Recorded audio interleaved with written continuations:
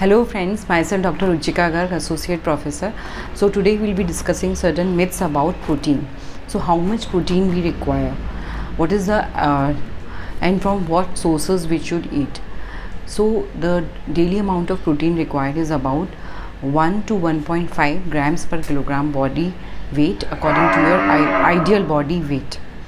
And what are the various sources of proteins? Of course, the good sources of proteins are animal fat like red meat and egg, of course we can take. And for the vegetarians, we have legumes, peas, chickpea, that is chana, rajma, kidney bean.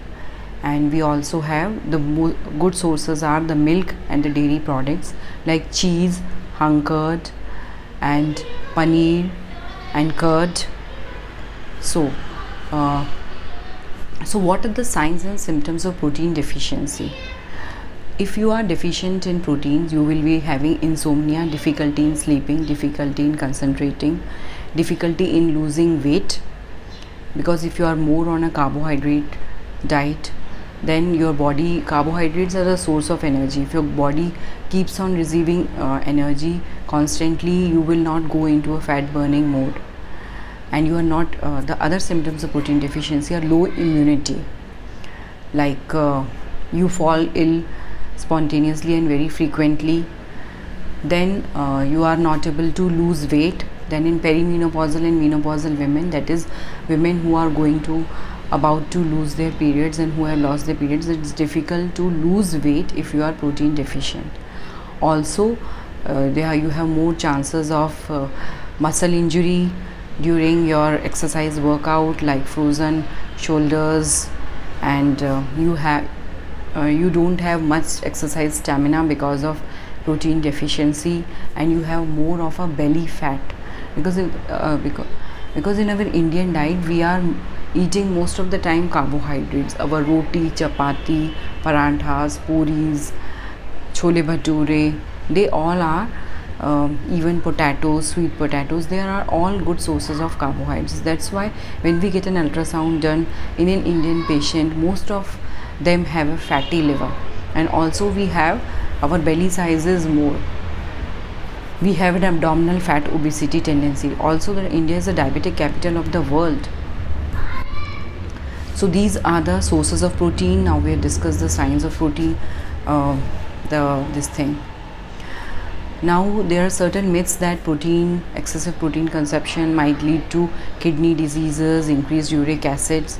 So if you consume protein according to the recommended dietary allowances, then there are no chances of kidney disease.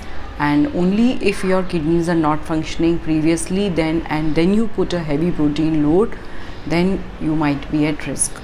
So you should get your checkups. And most important thing is, we should take protein from the supplements, like so many protein powders are available. So one thing is, try to take it from the diet itself. But if it is not possible with your diet, then only go for certain supplements. Some people say that taking more of the protein leads to farting. Yes, it is true, but if you take in the recommended dietary allowances, then there is no protein farting, because if we take excessive protein, then it is metabolized, and the nitrogen in the protein is metabolized and leads to hydrogen sulfide gas, which is manifested as your fart. So every individual should know about these signs and symptoms of protein deficiency, and what are the various sources of protein, good sources of protein. And the vegetable sources of proteins are definitely better, but their bioavailability is quite low, like legumes and peas. And one thing I would like to bring to your notice, that even if we take chickpeas, they are a source of protein.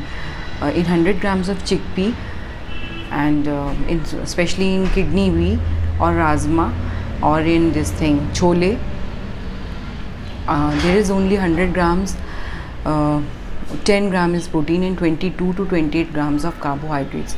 So every way we are eating more of carbohydrates. In 100 grams of paneer, there is only 20 grams of protein, but still If you are 50 kg, then you require minimum 50 grams of protein, which in vegetarian diet is often not available. But in the non-vegetarian diet also, if you consume that protein, the meat, the mutton with lots of fatty things, then it's going to increase weight. So a good intake of protein is required for building your stamina, for your muscle mass, because protein is the constituent of most of the important things, not only the muscles but also the ligaments, the bones, and there are enzymes which require protein. Cellular repair processes, it requires protein. So this is most important information. You can share and subscribe these videos.